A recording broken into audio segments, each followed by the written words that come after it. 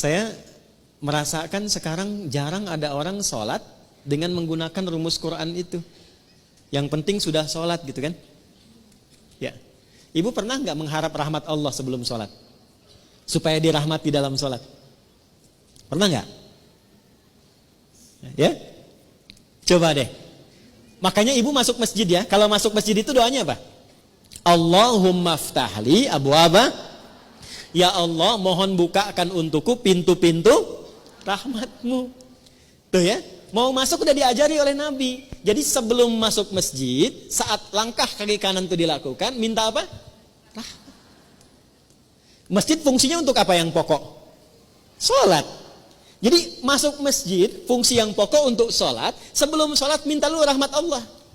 Nah rahmat itu dibagi 3. Saya ulangi, rahmat dibagi 3. Nah kalau suami ibu namanya Pak Rahmat, nanti ibu pulang ke rumah, papa dibagi 3.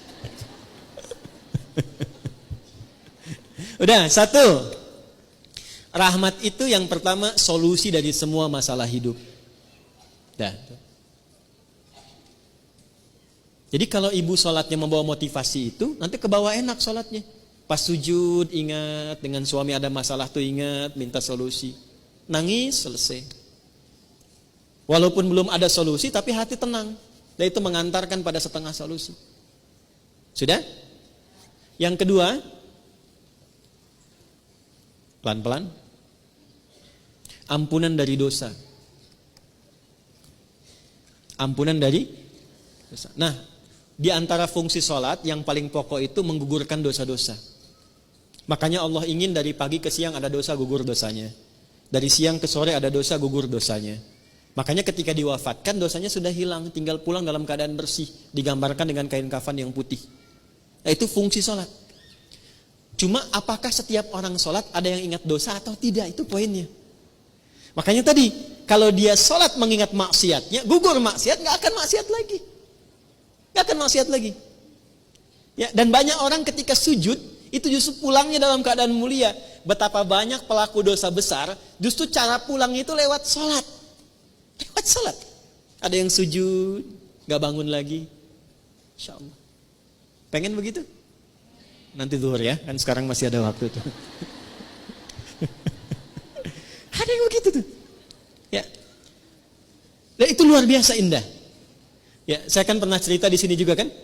Ada seorang kakek, ini bukan ustadz bu. Saya ketemu orangnya. Itu orang sederhana, mungkin viral di langit tapi mungkin tak dikenal di dunia.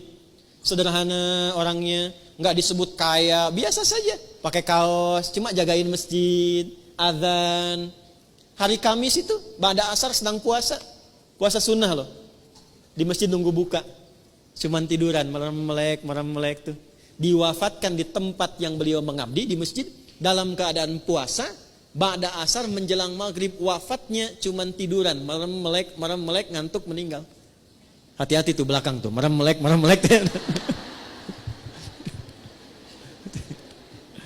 Dua. Yang ketiga, bagaimana caranya supaya saat sholat bisa mengingat ada kesalahan yang diampuni? Maka dibuka dengan bagian ketiga. Perhatikan bagian ketiga. Sudah? Yang pertama tadi apa? Solusi. Berarti jawaban dari doa kan? Yang kedua apa? Ampunan. Yang ketiga, rahmat itu dalam bentuk husnul khatimah. Bentuknya apa? Husnul khatimah. Kalau sudah bicara husnul khatimah artinya ingat wafat. Ingat apa? Karena itulah Nabi mengajarkan pada setiap imam saat akan mengimami, berbalik dulu kepada makmum menyampaikan kalimat ini. Para jamaah, kita akan sholat. Mohon hadirkan kehusyuan dan rasakan dalam sholat ini, mungkin ini sholat terakhir yang kita tunaikan dan boleh jadi kita akan wafat dalam sujud kita. Itu sunnah. Bahasa Arabnya, sallu salatan muwadda. Jamaah, jadikan sholat ini sebagai sholat perpisahan kita untuk bertemu dengan Allah Subhanahu wa ta'ala. Pernah nggak merasakan begitu?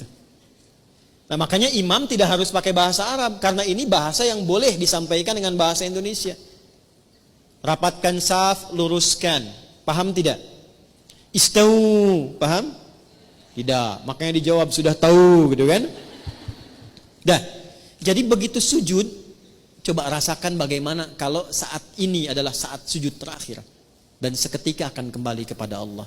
Itu kalau rasa itu dihadirkan, kenikmatan akan tiba, air mata mengalir, seketika taubat kita akan lahir.